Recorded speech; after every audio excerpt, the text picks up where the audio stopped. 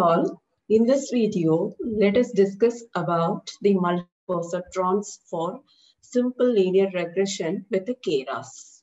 Before that, let me give me the introduction of MLP, multi-layer perceptron.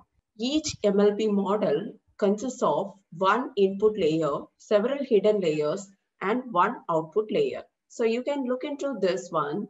Here we have one input layer, one hidden layer, and one output layer. But in MLP, there could be several hidden layers. And the number of neurons in each layer is also not limited. So if you look into this case, the number of input neurons is equal to 3, the number of hidden neurons is equal to 4, and the number of output neurons is equal to 2.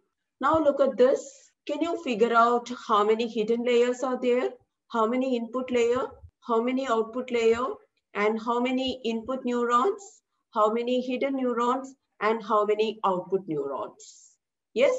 So let us discuss about that. Here we have one input layer, two hidden layers, one output layer.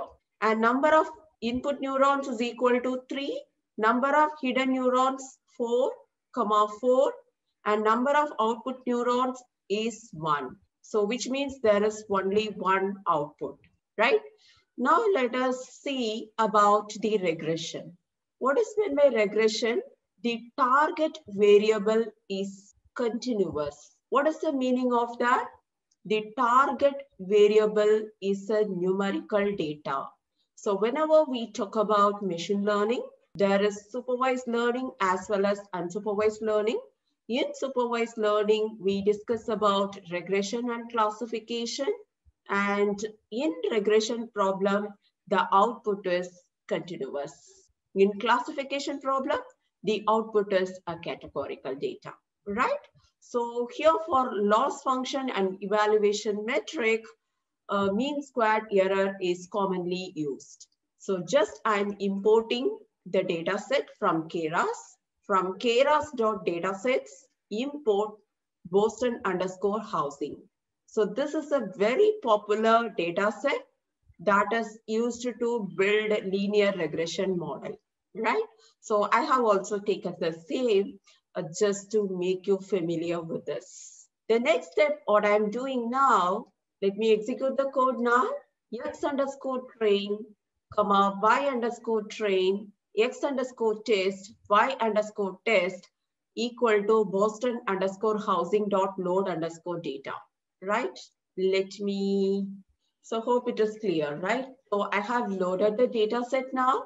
So let me explain about the data set to you. So this Boston housing data set has totally 506 data instances. Out of that, 404 are training data and 102 testing data, right? And then there are 13 attributes. Attributes are nothing but features which are used to predict the median values of the houses at a location. Hope the data set is clear to you, right? So what are we trying to predict? We are trying to predict the median values of the house at a location, which means the median value in the sense it's going to be a number. Since it is a numerical output, it is a regression problem. And how many features are there? 13 features. And 404 training data and 102 test data is there in this Boston housing data set. Now, what I'm doing, I want to know I have to confirm it, right? So just I'm getting the shape of X-train, X-test, Y-train, and Y-test. Yes, I'm right. X-train and Y-train has 404, and Y-train and Y-test has, X-train has 404 rows and 13 columns. X_test has 102 rows and 13 columns. Y_train, that is basically the output, right? So the training output is actually 404 and Y_test, that is 102. Hope this is clear to you, right? Okay, so just we have loaded the data set. And the next step, what I have done, just I wanted to know the shape of my data. So I checked that. Now I'm going to create a model with the help of Keras. So Keras model object can be created with a sequential class. I'm going to make that with sequential, and at the outset, the model is empty per se. It is completed by adding additional layers and compilation. Okay, so now if you want to look into this, if you click this link, you can see about the sequential class, right? So just I have added this for your reference. Okay, so just you can have a look at it if you get time for it, right? Fine. So that is clear to you, right? So let me execute this code now. From keras.models, import sequential, model is equal to sequential, right? So I have executed this code. Now I'm going to add layers, right? So here also I have added a link. Just you can go and see into that. Like the core layers are given here, like input, dense layer, activation layer, embedding layer, masking layer, and lambda layer, right? So now what I'm doing, from keras.layers, import activation comma dense, right? So what I'm going to do now is I'm going to make a Keras model with the 2 hidden layers with the 10 neurons each. So first I'm writing like, see, we can write the code in 2 ways. So just I have tried to show you both. Okay, so let me execute this code first. Model.add. What is this model actually? Model is equal to sequential, right? So model.add dense 10. 10 is about the number of neurons, and input shape is equal to 13, right? So here we are talking about the input layer. Input shape should be explicitly designated, right? Now I'm adding activation as sigmoid, and model.add dense 10, model.add activation sigmoid. So I'm adding an hidden layer, and I'm adding another hidden layer, and then I'm writing the output layer. So be careful when you write for the output, there should be only one neuron, because we are trying to predict the median price, right? So there is only one output. So keep that in your mind. So whenever you write for input and output, you should think well and write that, right? So instead of that, we can write it in the single line also. Model.add dense 10 comma input shape equal to 13. Then I'm writing activation is equal to sigmoid, right? Then I have written for 2 hidden layers. Then for the output, again, completely it is your choice. Whichever way you are comfortable with, you can go ahead with that, right? So now what we have done actually, we have loaded the data set, and then we have looked at the shape of the data set, and then we have chosen sequential model. We have imported activation, dense, and sequential. And then we have written input, hidden layers, and output, right? Once we complete all this, we have to compile the model, right? So I'm going to compile the model.